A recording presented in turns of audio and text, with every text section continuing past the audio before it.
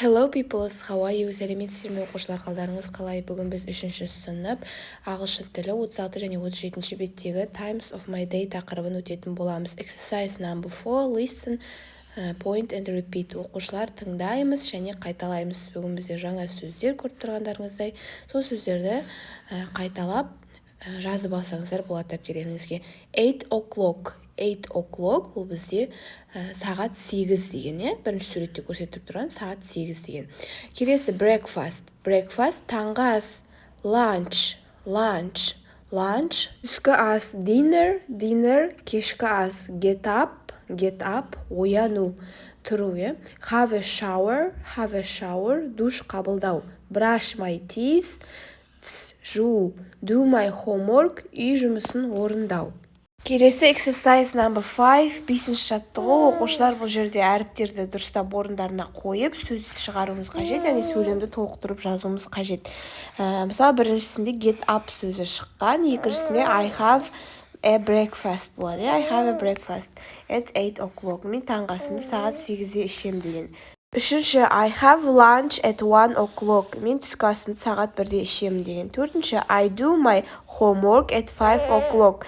Сағат 5-те үй жұмысымды орындаймын деген. I have a dinner at 6 o'clock. Сағат 6-да кешкі асымды ішемін. Енді келесі оқушылар бізде study spot. Көріп тұрғандарыңыздай бұл жерде ереже.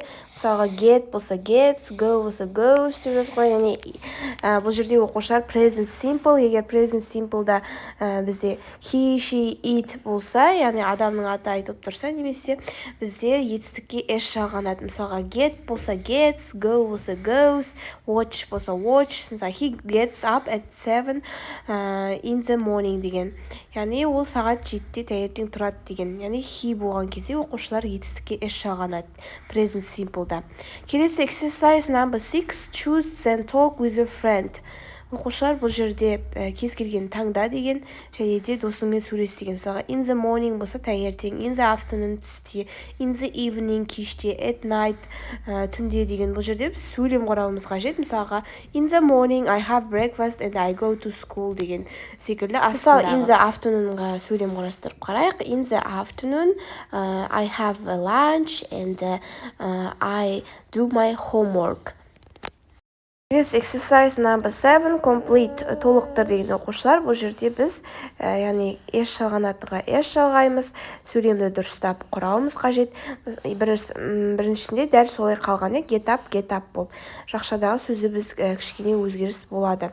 Екіншісінде Нұржан brushes his teeth in the morning болады. Яғни s жалғаймыз brushқа.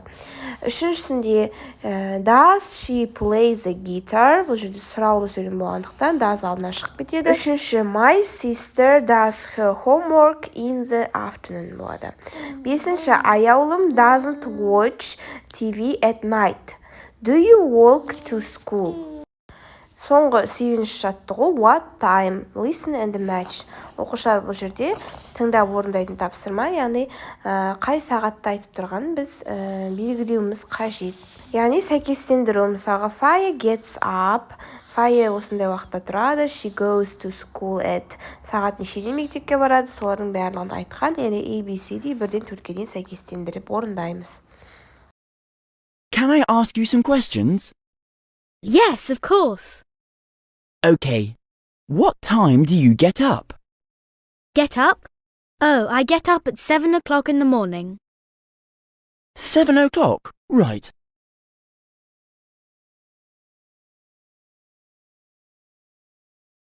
Now, what time do you go to school, Faye?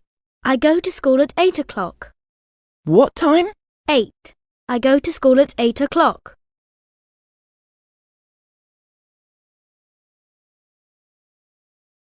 What time do you do your homework? I do my homework at 4 o'clock. At 4?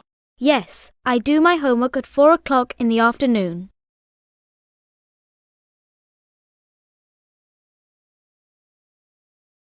And what time do you go to bed, Faye?